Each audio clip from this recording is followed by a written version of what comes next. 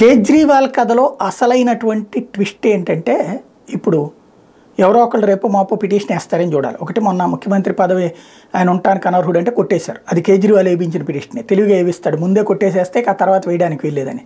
ఇంకొక అంశం మీద రాకుండా ఉంటారని. ఇప్పుడు ఒక ప్రభుత్వ ఉద్యోగి అవినీతి ఆరోపణల మీద కానీ ఏదైనా క్రైమ్ ఇష్యూలో కానీ అరెస్ట్ అయ్యి జైల్లో 48 గంటల పాటు ఉంటే అతన్ని సస్పెండ్ చేసేటటువంటి అధికారం చట్టం రాజ్యాంగబద్ధంగా ప్రభుత్వాలకు ఇచ్చింది.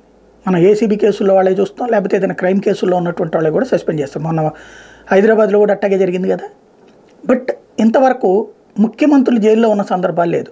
ఇంకోటి, ముఖ్యమంత్రులు ఎమ్మెల్యేలు అందరూ కూడా ఏసీబీ పరిధిలోకి వస్తారని సుప్రీంకోర్టు కూడా తేల్చింది కదా. అందులో భాగంగానే కదా ఇప్పుడు చంద్రబాబు నాయుడు మీద స్కిల్ డెవలప్మెంట్ కేసు పెట్టింది అవినీతి నిరోధక చట్టం కింద.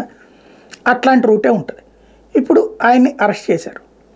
ఈ 2 రోజుల పాటు కంటే కూడా ఎక్కువ ఉన్నారు. మరి సస్పెన్షన్ చేయాలి కదా.